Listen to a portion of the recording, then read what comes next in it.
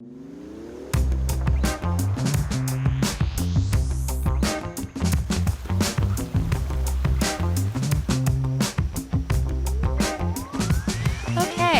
for the interview and inspiration section of the show, I'm here with Eric Bradford of Asheville Greenworks. Eric, welcome. Good morning, Kelly. Thank you for having me. My pleasure. So tell me a little bit about Asheville Greenworks. So Asheville Greenworks is an environmental organization located in Asheville, North Carolina. We've been around since 1973, and we work on projects ranging from urban forestry, waste reduction, to water quality. Okay, so you're tree-hugging lunatics? We are tree-lugging. So sometimes you lug them too, huh? Yeah, we do lug them around a little bit, but we do love to hug them as well. Excellent. Okay, well, I'm so glad to have you here in beautiful Asheville. So how long have you been with the organization? I've been with Asheville Greenworks for 10 years, but I grew up in Asheville, and I grew up with this organization volunteering with it. Nice. So I understand you guys have a lot of volunteers. We do. We're very fortunate. So we're Western North Carolina's most active and oldest environmental organization. So we're very fortunate to have so many people that believe in the work. That is a lot to say, especially in such a hippie town. Well, it really is. So what are the main things that you guys get involved in? So locally, we work in the urban aspect of environmentalism. So, you look around you here at the botanical gardens, and this area is plopped right in the middle of the urban scape. I mean, we've got buildings not a mile from here. We've got a lot of roads and infrastructure. Mm-hmm. We want our urban environment to be just as nice as the national forest.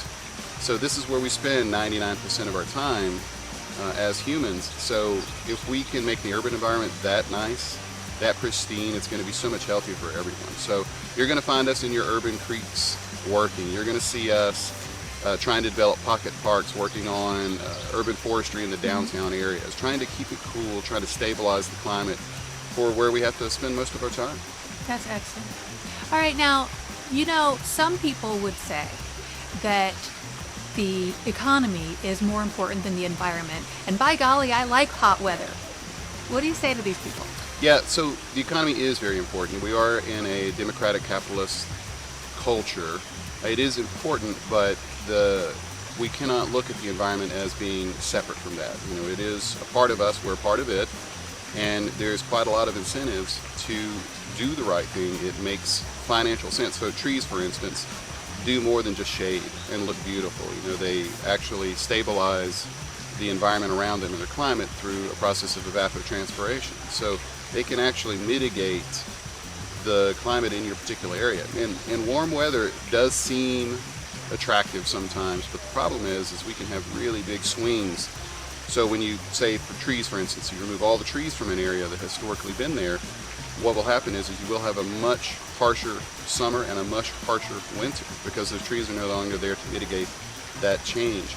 So a lot of times the reason you came to that area all of a sudden sort of diminished. It's too hot here now in the summer and it's too cold here in the winter. Mm-hmm. So we have to do a little bit of both, and we have to plan for tomorrow. And so what are the types of things that you guys do to help make a difference?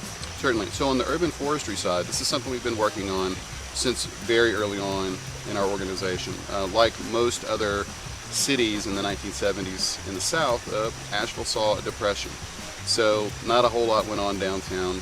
They saw a lot of people leaving the downtown area during after business hours, so there wasn't much going on, boarded up buildings. So our organization in '73 started planting trees, trying to green up the downtown, trying to get people to come back to their downtown area, which was at the time one of the hotter areas in the area. So we tried to start there and work out, try to fix the streams in the area around it, try to work on any sort of ordinances that would improve the life. And good news, it has. It's done such a wonderful job. Can you even imagine downtown Asheville today without all the trees? No, I can't. So one of the things we do to try to get there is we spend a lot of time giving away trees, planting trees, educating folks about trees and how important they are to their, not only to just their health, but just to their pocketbook as well too. We try to have conversations with developers a lot of times about the intrinsic value of the tree. Mm-hmm. Yes, it does have a dollar value, absolutely. But what about the curb appeal of a well-forested lot for where your business is? Where do you, when you drive into a hot parking lot, try to go? You try to find a tree to park under. Mm-hmm. So it's really simple things. So we do a lot of those activities. We also work a lot, here we are next to this beautiful stream next to Reed Creek here, and we spend a lot of time trying to work in these very urban streams to clean them up and return their ecology. There's about 400 streams just in Buncombe County. And all of those obviously feed into the French Broad River, which is the region's third oldest river. And we want to try to maintain these areas and clean them up so that we can recreate in them, so that we can enjoy them, so that the flora and fauna can grow. So you'll see a lot of anti-trash initiatives, runoff. We're looking for point source pollution, things like oil spills, things along those lines to try to improve ecology. And then finally we work on waste reduction. And waste reduction has just, it came because no one else was really pushing it at the time, and I'm talking about not sending things to the landfill. What else can we do with this item? Can we recycle it? Can we reuse it? Do we need it to begin with? So we also run something called the Plastic Reduction Task Force, where we try to get people to look about how much single-use plastic that they're consuming and what does that single-use plastic do to the environment. So any of those sort of things we can do through education and outreach, working with folks and giving them the tools to empower them to make the right decision. So what are some of these right decisions?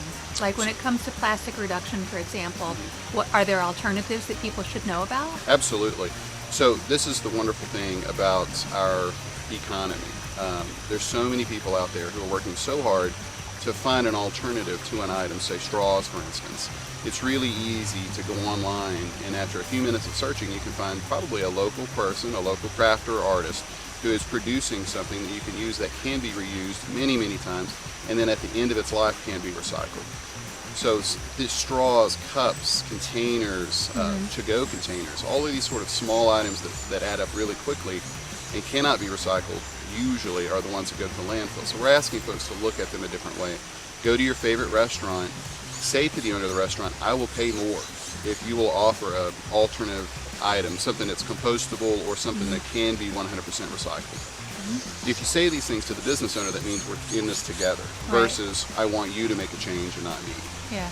We're also asking folks to think about just consumption altogether. Do I really need this? We have a program called pre-cycling. This is when you go grocery shopping, like all of us do, and you look through the items and you say to yourself, this item here is in a plastic container, probably not recyclable, but the one next to it is in a glass container with a metal top. It's going to be recyclable. It's a little bit more expensive, but I know what's going to happen to this product at the end of the day. So it's about making choices. Excellent. Good. And so what are the main things that you need from the community to support your organization? So we're so fortunate, like you mentioned before, about having this groundswell of people who said, this is our community, and we're going to take it back, and we're going to maintain our ecology the way that we see fit. So having that huge amount of volunteers is absolutely critical to the organization. We manage 2 different nurseries for growing trees. We have projects all over the county, like our trash trout project, which is it's a series of devices that sit in waterways and capture trash every time it rains. We need all these things maintained. We have 25 miles of river that runs through Asheville that needs to be maintained. We have a fleet of boats that we send people out in to take care of it. So we're always looking for volunteers, and obviously being a nonprofit, we do not have a retail item that we sell. So we do need donations, so we do ask for folks to consider that. Do they want to be a part of this and become a member of the organization to see your money working locally? So we do ask for those 2 things. We also ask for folks to just keep their eye out for new ideas. This is where, we've been around since '73, but, we need new ideas all the time as well too. So do send them in to us. Let us know what you're thinking about. So yeah, we need those things. So what does it look like for someone to become a member? So becoming a member of Asheville Greenworks, we try to make it as easy as possible. You can go right to our website, which is ashevillegreenworks.org, and right on the front page you can just click on the button and securely become a member right away. And then you can say what you want your funds to go to. So if you're very concerned about the water ecology in the area, you can send your funds directly toward that. Or if you want to send your funds to make sure there's more trees planted and trees maintained in the area, you can do that as well too. We try to keep it where our members can have a voice. Are there certain membership levels, like for certain amounts? Or We do have membership levels, but we also leave it completely open to you as well too. And we have also a sustainer level. We have return membership where you can just put in a credit card number and take out a very small amount every month that you're comfortable with. We have as many different ways to donate to you as you would like. So if I wanted to give just like $5 a month, hassle-free, Absolutely. We use a service called Network for Good that does exactly that. It takes it securely, only takes out as much as you ask, and you can stop it at any time. Very good.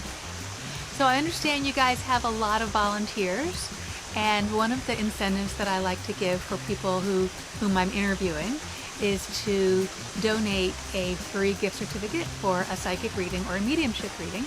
And I'd like for you to be able to give this to one of your top volunteers. Oh, that'd be great. So I understand you brought some names, and I brought my funky little Love this. vintage hat. I love this little hat here. This is great. So thank you for this opportunity. This is great. This is, there's so many wonderful people working with the organization that what I did was I just took a snippet of just a few people that were working with us last week, and have those names here in the hat.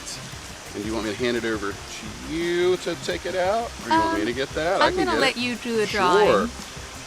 We're going to keep this COVID fair. safe and I promise everything. you, I don't know. It's just, I don't know which ones are which.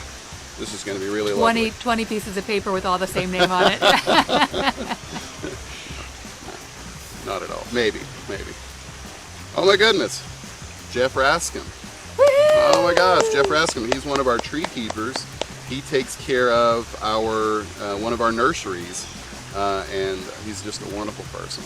Congratulations, Jeff. That's great. Well, thank you so much for being with me here today, Eric. Is there anything else you'd like to say? Well, I'd like to thank you for putting this together. I think this is wonderful. There's so many of us working. Every one of us is trying to do something positive, and we can't stop there. We can't say, oh, I'm the only one. There's so many of us that are working so hard, and especially now when we feel maybe lost. And what you do is you just look for the doers, the people who are helping. And then, to me, that fills my tank. And you filled my tank today, Kelly. Thank you. Thank you. Well, it's such a pleasure.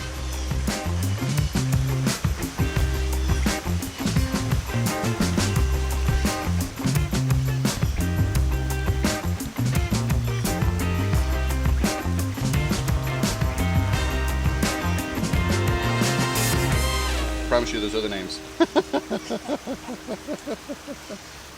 Yeah.